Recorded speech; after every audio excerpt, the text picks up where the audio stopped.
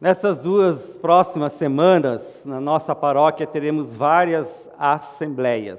Aliás, eu quero também convidar, o Carlos depois vai ler a convocação da paróquia, o Rudimar já fez no domingo passado, da comunidade. Então, quarta-feira teremos a assembleia na comunidade Apóstolo Pedro, quinta-feira aqui na Apóstolos, e dia 16, não, é o inverso. Quarta aqui, quinta na Pedro e dia 16 na paróquia aqui, ok? E aí eu estava pensando sobre isso, né? A Assembleia se aproximando, sempre chegando no final do ano, e é tempo de a gente prestar relatórios, falar da nossa caminhada, e é tempo também de a gente sonhar e olhar para frente. Por isso é muito importante que você, como membro da paróquia, da comunidade, participe da Assembleia, né? Às vezes a gente tem aquela ideia de que é coisa chata, às vezes parece chata, mas é interessante na vida da igreja a gente participar, a gente se envolver, conhecer, enfim, saber também os trabalhos que estão sendo realizados. E por que eu estou trazendo isso agora como introdução da mensagem? Porque também fiquei pensando que a igreja ela é institucional, ela tem a sua institucionalidade. Ela é um CGC, ela é uma instituição, CGC não, CNPJ, CGC é antigo, né? Nossa, CGC, parece aquela moto CG. Falei CGC, CNPJ, né? Ela tem estatutos, tem os seus regulamentos, tem a sua comissão fiscal, enfim, faz parte da instituição. Somos uma organização religiosa, somos uma instituição. Por outro lado, fiquei pensando também como a gente pode ir além disso, porque a igreja não é só instituição. Se ela ficar só como uma organização institucional, ela pode ser como qualquer outra associação, pode ser uma ONG, pode ser uma associação de bairro, ela pode ser um clube, e às vezes muita gente tem essa ideia de que a igreja é como um clube. Eu sou sócio, tenho estatutos, tenho regulamentos, e aí eu cumpro esses regulamentos e pronto. A pergunta é, será que foi isso que Jesus sonhou, pensou, desejou, deixou como legado aos seus discípulos? Se é necessário a instituição, porque vivemos num mundo onde a organização ela tem o seu lugar, a pergunta é como nós podemos transformar a instituição igreja em igreja comunidade, igreja de pessoas que creem, igreja de pessoas que são chamadas a fazer parte dela e pessoas que têm a marca de Cristo, o Evangelho. Pessoas que posso confessar, como Pedro confessou, tu és o Cristo, o Filho do Deus vivo.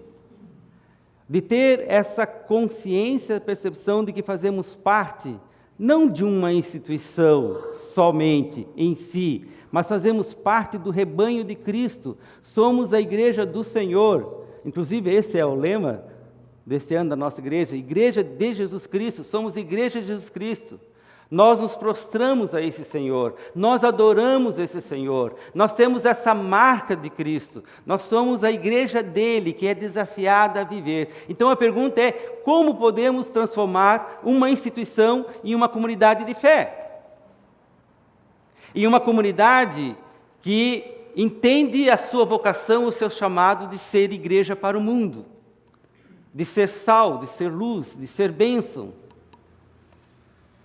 E não apenas só manter uma instituição pela instituição. Então, a partir dessa reflexão, eu fiquei pensando na semana, e pode ter várias respostas sobre essa pergunta, como transformar, como a gente pode sair dessa institucionalidade que às vezes nos engessa, às vezes nos tira a liberdade, a percepção maior do reino para uma comunidade do reino, para uma comunidade de Jesus, para uma comunidade onde o Evangelho é a pauta, o Evangelho é que determina, não é um estatuto, mas é o Evangelho. O Evangelho está acima do estatuto, o Evangelho está acima de comissões, o Evangelho está acima, né, da institucionalidade. E tem várias respostas, e uma delas eu percebi em Marcos capítulo 10. Marcos capítulo 10, nos versos 35 seguintes, que é uma narrativa muito interessante, que eu acredito que vocês já ouviram e ao ler vocês vão lembrar, porque é um episódio um tanto inusitado. Jesus está caminhando com os seus discípulos, ele está anunciando de que ele vai para Jerusalém, ele vai ser condenado, ele vai ser traído, ele vai passar pela morte, ele está avisando os discípulos, ele está já alertando, já é o terceiro alerta que ele dá aos discípulos, e de repente Jesus dizendo, olha, eu vou para Jerusalém, eu vou ser morto, os sacerdotes vão me condenar, os soldados vão me prender, eu vou ser zombado, eu vou passar por escárnio. E os discípulos, ao invés deles olharem nessa direção, olhem para onde os discípulos estão preocupados. Vejam que 2 deles se preocupam no meio de tudo isso. O mundo pode estar acabando, mas a preocupação deles é com eles mesmos. E muitas vezes pessoas é assim, muitas vezes a gente não olha o que está acontecendo à nossa volta e a gente olha apenas o nosso mundinho. Diz assim Marcos, depois Tiago e João, filhos de Zebedeu, chegaram perto de Jesus e disseram, mestre, queremos lhe pedir um favor. O que vocês querem que eu faça para vocês? Perguntou Jesus.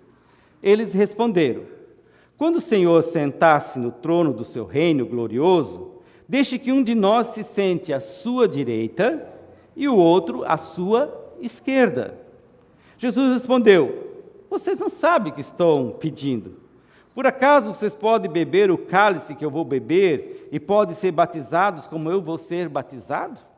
Eles disseram, podemos. Eles estavam totalmente fora, da realidade, eles não estavam entendendo o que significaria a morte de Jesus ao dizer isso. Então Jesus disse, de fato, vocês beberão o cálice que eu vou beber e receberão o batismo com que vou ser batizado, mas eu não tenho direito de escolher quem vai sentar à minha direita e à minha esquerda, pois foi Deus quem preparou esses lugares e Ele os dará a quem quiser. Quando os outros 10 discípulos ouviram isso, começaram a ficar zangados com Tiago e João. Então Jesus chamou todos para perto de si e disse, aí Jesus chamou todos. Como vocês sabem, os governadores dos povos pagãos têm autoridade sobre eles e mandam neles. Mas entre vocês não pode ser assim. E eu quero que vocês sublinhem essa expressão de Jesus, o guarde, grave na mente de vocês. Mas entre vocês não pode ser assim. Mas entre vocês não pode ser assim. Pelo contrário, quem quiser ser importante, que sirva os outros. E quem quiser ser o primeiro, que seja o escravo de todos. Porque até o Filho do Homem não veio para ser servido, mas para servir e dar a sua vida para salvar muita gente. Veja, Jesus está falando de uma realidade muito maior e os discípulos, Tiago e João, estão preocupados com eles. Estão preocupados com eles mesmos. Estão preocupados quem vai sentar à direita, quem vai sentar à esquerda, quem vai estar lado a lado de Jesus para governar. A preocupação deles é pelo poder. Eles querem governar com Jesus. Dizem, Jesus, aqui, nós vamos mandar. Nós 3. Nós vamos aí governar, vamos fazer um bom governo e com a gente vai dar tudo certo. E aí Jesus, vocês não sabem o que estão pedindo. Vocês não têm nem ideia. Eu estou todo esse tempo com vocês falando, estou ensinando, estou mostrando um evangelho, estou mostrando que é um caminho que eu vou seguir, que eu vou numa direção e vocês não estão preocupados com isso. E aí Jesus, para contrapor, ele diz o seguinte, olha, muitos desejam o poder, muitos querem o poder. Aliás, o poder é uma coisa inerente a cada um de nós de alguma forma desejamos o poder. Nós queremos estar em decisão de comando. De alguma forma a gente quer comandar. Se a gente não tem um cargo para comandar, a gente quer comandar em casa, né? Alguns maridos acham que podem comandar a esposa, só acham, né, que podem comandar. A gente quer comandar no dia a dia, a gente quer comandar as pessoas que a gente convive, E muita gente, percebam, muita gente chega até a inferiorizar pessoas para elas poderem mandar. Ou seja, eu preciso inferiorizar o outro para eu me sentir, perceber alguém. Sabe aquela carteirada que alguém chega e diz, você sabe com quem está falando? Você sabe com quem está falando? Usa da força, usa do poder, usa do cargo, usa do status, inferioriza o outro para se sentir poderoso. E aí Jesus diz, não, entre vocês não deve ser assim. Os governantes usam a força, os governantes usam a espada, os governantes usam o controle, os governantes querem controlar as pessoas e que elas sigam pela força. E aqueles que não seguem, eliminamos. Aqueles que não seguem, que não estão conosco, vamos eliminar. Esse é o conceito de autoridade e de poder que o mundo nos coloca. Esse é o conceito de autoridade e poder que nós estamos acostumados. Crescemos nessa forma, nesse modelo de poder e autoridade.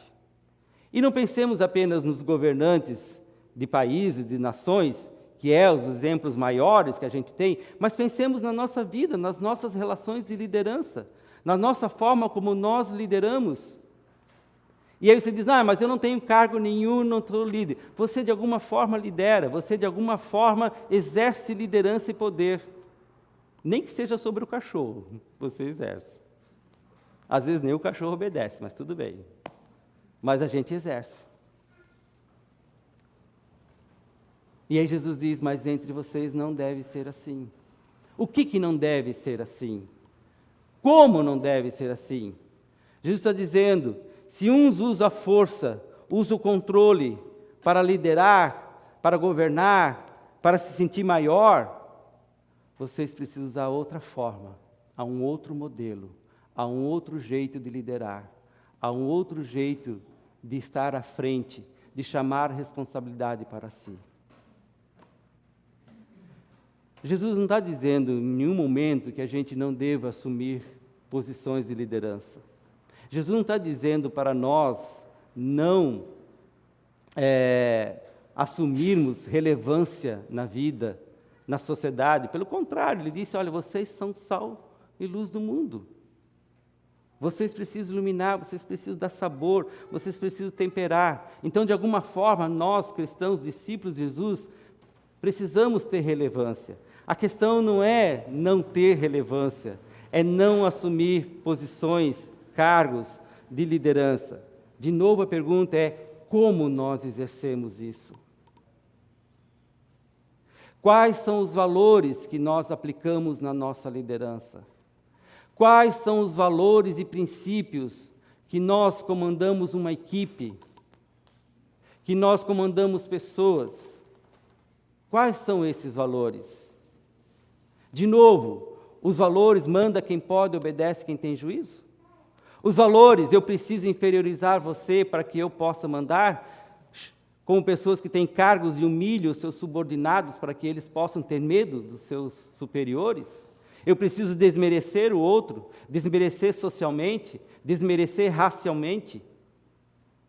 E quantas pessoas se sentem inferiores, meus queridos?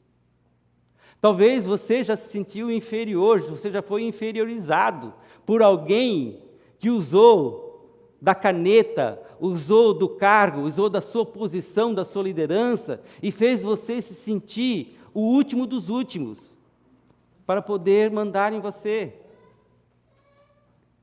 E eu quero dizer que Jesus, em nenhum momento, nos diz para nós nos sentirmos assim, nos percebemos assim. Na verdade, se o mundo faz essa classificação, essa hierarquia humana, que uns valem mais do que outros, que umas vidas são mais importantes que outras, que algumas vidas a gente não pode perder, mas outras podem morrer à vontade e a gente nem se importa, o Evangelho não é assim. O Evangelho não é assim. O Evangelho, cada pessoa, cada vida tem o seu valor. No Evangelho somos todos iguais. Em Jesus não há judeu nem grego. Não há judeu nem palestino. Em Jesus não há homem nem mulher. Em Jesus todos são um em Cristo. E nós precisamos olhar a partir do Evangelho as nossas relações e as pessoas. Porque senão nós categorizamos e nós dizemos que umas valem mais do que outras.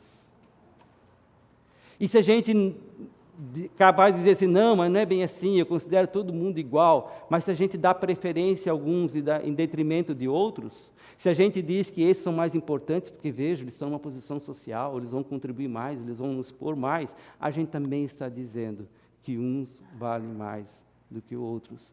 E Jesus diz, entre vocês não deve ser assim. Entre vocês, na comunidade de Jesus, na comunidade do Senhor, no rebanho de Cristo, nos discípulos de Cristo, discípulas de Jesus, o entendimento que nós precisamos ter é que cada pessoa tem o seu valor intrínseco. E cada pessoa tem a identidade daqueles que têm a marca de Jesus, que é filho e filha de Deus. Então, meus queridos, Jesus não nos propõe um modelo de governança à base da força, à base do controle, à base da inferioridade. Não, Jesus propõe um modelo de serviço. E é interessante que a mudança é o serviço. Por isso ele disse, você quer ser o primeiro? Você quer ter relevância? Você quer estar numa posição de liderança? Então aprenda a ser o último. Aprenda a ser o último. Aprenda a lavar os pés do outro. Aprenda a servir. Aprenda a pensar menos em si e pensar mais no outro. Aprenda de que humildade é uma das características de você viver essa liderança. Aprenda que você precisa ser empático, se colocar no lugar do outro. E quem lidera pessoas, lidera equipes, lidera uma organização, lidera uma igreja, lidera qualquer área, precisa entender que você precisa de outras pessoas pela valorização, pelo respeito que cada pessoa tem intrinsecamente. Então Jesus propõe o serviço, meus queridos, a diaconia, o serviço de se colocar junto ao outro, porque Jesus diz que essa é a forma. Eu fico imaginando se os nossos governantes governassem não para si mesmos, e governassem de fato para lavar os pés do povo. Se os nossos representantes, eles pensassem mais nas pessoas, e principalmente nos mais vulneráveis, nos mais pobres, como seria diferente a nossa sociedade? Se os nossos líderes pensassem mais a partir daqueles que realmente se sentem inferiorizados e pudessem erguer e dizer, você levante a cabeça, você é um ser humano, erga, você é importante. Por isso, na igreja, eu quero ir concluindo e dizer, a igreja é um lugar de cura. A igreja é um lugar onde as pessoas não podem se sentir inferiorizadas. Pelo contrário, a igreja é um lugar onde as pessoas precisam se sentir empoderadas. Cabeça erguida. Deus me considera um filho, uma filha. Eu sou amado, eu sou amada. Eu faço parte do reino. Eu faço parte de um reinado, eu faço parte de uma expressão de Deus na vida. E nesse lugar, e nesta comunidade, eu não baixo a cabeça, eu não me deixo que as pessoas me dominem, me controlem, não. Porque isso é infantilidade. E infelizmente tem muitos líderes religiosos que gostam de infantilizar pessoas para dominar e controlá-las. Mas Jesus nos liberta disso. Jesus nos liberta para o serviço. A comunidade de Jesus é aquela que serve. A comunidade de Jesus é aquela que acolhe. A comunidade de Jesus é aquela que diz, entre e seus pés serão lavados. Na comunidade de Jesus não tem necessitados. Na comunidade de Jesus tem ombro para as pessoas chorarem. Na comunidade, Jesus tem abraços para as pessoas se sentirem amparadas. Na comunidade de Jesus, há vida. Na comunidade de Jesus, há perdão. E os primeiros a fazer isso são aqueles que estão em posição de liderança na igreja do Senhor. São os que servem para se colocar ao lado das pessoas e assim todos viverem essa comunhão que Jesus nos ensina. Entre vocês não deve ser assim. Lembre-se disso. Nessa semana, quando vocês se depararem com o trabalho, olhe e compare o trabalho com o que o Evangelho propõe. E pergunte, é assim que Deus quer? Como deve ser a minha relação com as outras pessoas? Na família, o que não deve ser assim? O que não deve ser assim na igreja? O que não deve ser assim nos ambientes onde eu estou?